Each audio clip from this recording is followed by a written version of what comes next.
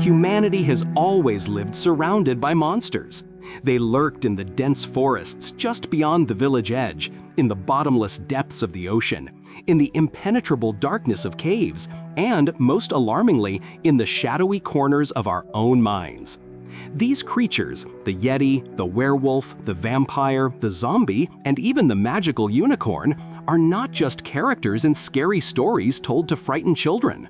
They are complex, multifaceted reflections of ourselves, our fears, our ignorance, our hopes, and our relentless drive to explain a world that once seemed endlessly mysterious and hostile. To understand where monsters come from, we must look not to bestiaries and grimoires, but to the history of human thought, the annals of medicine, the chronicles of geographic discovery, and the deepest strata of our collective unconscious. Our journey into the world of these creatures begins on the highest and most inhospitable peaks of our planet, the snow-covered slopes of the Himalayas. It is here, in the realm of thin air and eternal cold, that the legend of the yeti, or the abominable snowman, was born. In the Western imagination, it is a massive, shaggy-haired, ape-like hominid hiding from civilization. He is a missing link, a cryptid hunted for decades by enthusiasts hoping to prove his existence. But this image is just a modern, oversimplified version of a much older and more complex myth. For the indigenous peoples of the Himalayas, the Sherpas and Tibetans, the yeti is not so much a monster as a powerful spirit of the mountains. In their folklore, he appears under various names: Mete, man-bear, Zute, cattle bear, and is an integral part of the natural world, a force to be respected and avoided. He was not inherently evil, but an encounter with him was never a good omen, for he was the embodiment of the wild, untamable power of the mountains, capable of crushing anyone who showed disrespect. The yeti only achieved global fame in the 20th century as Western mountaineers began to explore the roof of the world. In 1921, an expedition led by Lieutenant Colonel Charles Howard Bury discovered enormous tracks in the snow, which their Sherpa guides identified as belonging to a Meto Kongmi, a man-bear snow. A journalist named Henry Newman, mistranslating the word Meto, used the more menacing Tibetan word yeti. A sensation was born. The peak of Yeti mania came with a photograph taken by mountaineer Eric Shipton in 1951, a clear, impossibly large footprint of a bare foot in the virgin snow. The image circled the globe and transformed the Yeti from a local spirit into a global phenomenon. But what was really behind these mysterious tracks? Science offers a more prosaic, yet no less fascinating explanation. The most likely candidate for the yeti is the Himalayan brown bear, Ursus arctos isabelinus, a rare subspecies native to the region. These bears can walk on their hind legs, and their tracks, left in melting snow, can merge and warp, forming a single giant footprint that resembles a human's. Recent genetic analyses of samples purported to be from yetis, fragments of hair, bone, and skin, have, in the vast majority of cases, identified them as belonging to this exact species of bear. Add to this the effects of high-altitude hypoxia, which can cause visual and auditory hallucinations in climbers, and the myth of the abominable snowman emerges as a perfect storm of folklore, animal misidentification, and the human desire to believe in wonder, to believe that some corners of the world remain unexplored mysteries. If the yeti is a monster of the external world, a beast living on the frontiers of known lands, then the werewolf is the monster that lurks within.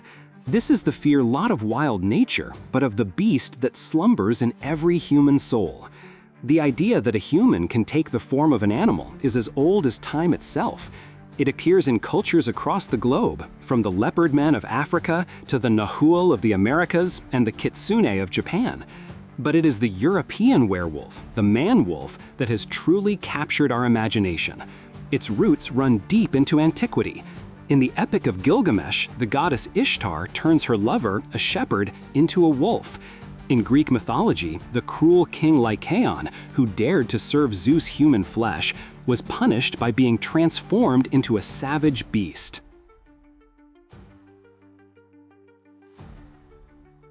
However, the myth of the werewolf truly flourished in medieval Europe. This was a time when thick, dark forests covered much of the continent, and wolves were a real and constant threat to livestock and lone travelers. The wolf became a symbol of everything wild, uncontrollable, and demonic. During the era of the witch hunts, the belief in lycanthropy, the ability to transform into a wolf, became a feature of judicial proceedings. People accused of witchcraft were often tortured into confessing that they had made pacts with the devil and transformed into wolves at night to attack people. One of the most famous cases is that of Peter Stump, the werewolf of Bedburg, who was executed in Germany in 1589. He was accused of murder, cannibalism, and incest, which he allegedly committed in the guise of a wolf. This trial, and others like it, fueled mass hysteria and solidified the belief in the reality of these creatures. As with the Yeti, there are real phenomena behind this myth. First, there are medical conditions. The rare genetic disorder hypertrichosis, which causes excessive hair growth all over the body, could easily transform an unfortunate individual into a wolfman in the eyes of their superstitious neighbors. An even more compelling explanation is rabies. The virus, transmitted by the bite of an infected animal, often a wolf, attacks the central nervous system, causing aggression, hydrophobia, muscle spasms, and profuse salivation. The sight of a person convulsing in a rabid fit, foaming at the mouth with a feral gaze, could easily be mistaken for the beginning of a monstrous transformation. There is also a rare psychiatric disorder, clinical lycanthropy, in which a patient is firmly convinced that they are an animal. But perhaps the greatest reason for the werewolf myth's persistence is its profound metaphorical power. It symbolizes our internal struggle with primal instincts, with uncontrollable rage, with the part of our nature that we fear and try to suppress. The werewolf is a reminder that the thin veneer of civilization can be torn away at any moment by the claws of the beast within.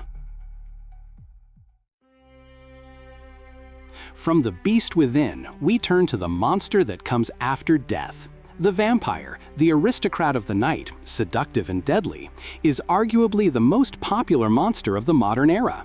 His image, immortalized by Bram Stoker in his novel Dracula, has become a fixture in popular culture. However, this elegant, cape-wearing nobleman has almost nothing in common with his ancestor from grim Slavic folklore. Originally, the vampire, or Uper, was not a seducer, but a repulsive, reanimated corpse. Legends described it as a bloated, ruddy, or blackened body that clawed its way out of the grave to torment its living relatives, draining not so much their blood as their life force and spreading disease.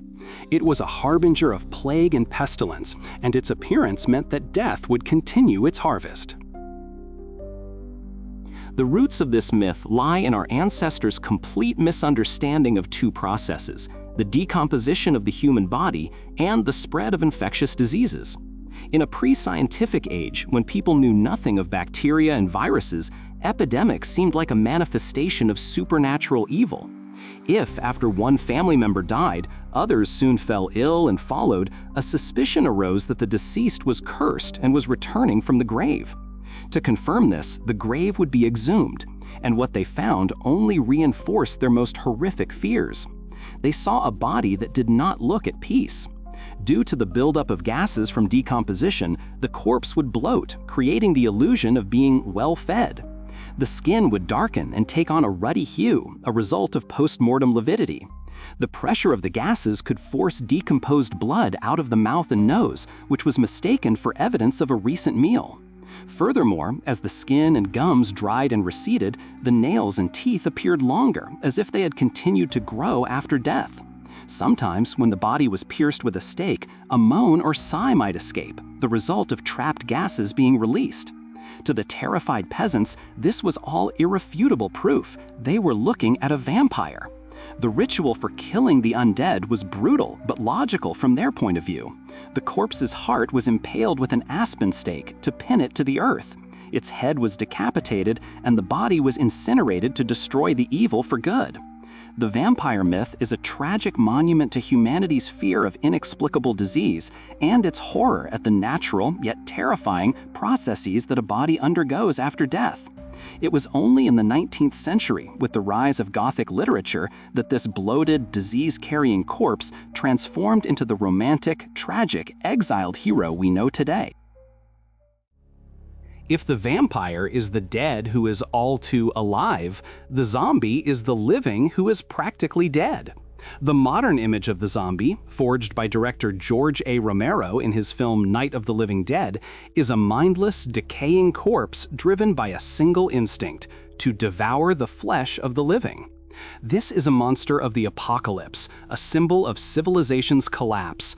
But, like the vampire, this image is a 20th century invention with little connection to its original source. The true homeland of the zombie is not a Hollywood studio lot, but the island of Haiti and the syncretic religion of Vodou, born from a blend of African beliefs and Catholicism. In Haitian culture, the zombie is not an aggressive cannibal, but a tragic figure. It is a person whose soul, specifically the part responsible for will and self-awareness, has been stolen by a powerful sorcerer, or bokor. The person's body continues to function, but they are stripped of memory, personality, and free will, becoming a mindless slave who carries out their master's orders. The Haitians' fear was not of being bitten by the undead, but of losing themselves, of the prospect of eternal servitude even after death, a terror deeply rooted in the island's brutal history of slavery. Was there any factual basis for this myth? In his famous book, The Serpent and the Rainbow, ethnobotanist Wade Davis proposed that zombification could be a real process. According to his theory, bokors used a complex mixture of poisons.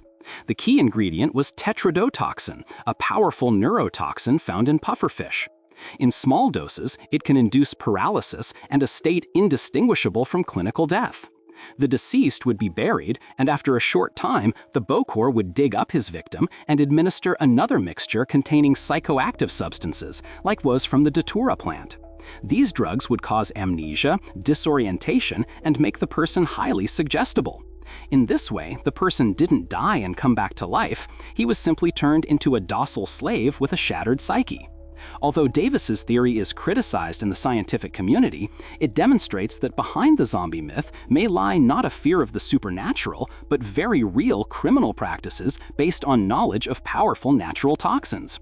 The modern zombie, a child of the atomic age, has become a metaphor for mindless consumerism, dehumanization, and fear of the mob. Finally, in this grim pantheon, there is one creature that stands apart: the unicorn. Unlike the others, it doesn't inspire terror, but wonder. It is a symbol of purity, nobility, and magic. A snow-white horse with a spiraled horn on its forehead, capable of purifying water and curing poison. It seems such a beautiful creature could only have been born in a fairy tale. And yet, it too has real-world prototypes. The first mentions of the unicorn came not from mythology, but from the works of ancient Greek historians attempting to describe the real world. In the 4th century BCE, the Greek physician and historian Ctesias, who served in the Persian court, described wild donkeys living in India. According to him, they were the size of a horse, with a white body, a red head, and blue eyes. On their forehead grew a horn about 1.5 feet long, white at the base, black in the middle, and crimson at the tip. Powder scraped from this horn was believed to be an antidote to poisons and fatal diseases. Most likely, Ctesias, who had never been to India, was describing the Indian rhinoceros based on distorted, second-hand accounts, combining the features of several real animals into one image. But where did the famous spiraled horn, the unicorn's signature feature, come from? The answer to that question came from the north, from the icy waters of the Arctic. For centuries, Vikings and other northern peoples hunted narwhals, marine mammals whose males possess a long, spirally twisted tusk, sometimes up to 10 feet long. They sold these tusks in Europe, passing them off as the horns of mythical unicorns.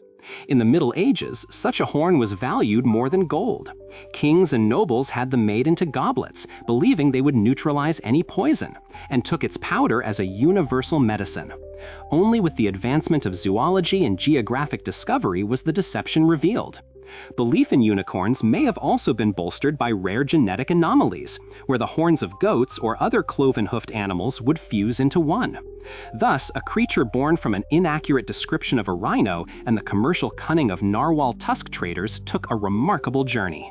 From the wild and dangerous beast of ancient texts, it transformed into a medieval symbol of Christ and purity, one that could only be tamed by a pure maiden, and then into an essential character of modern fantasy.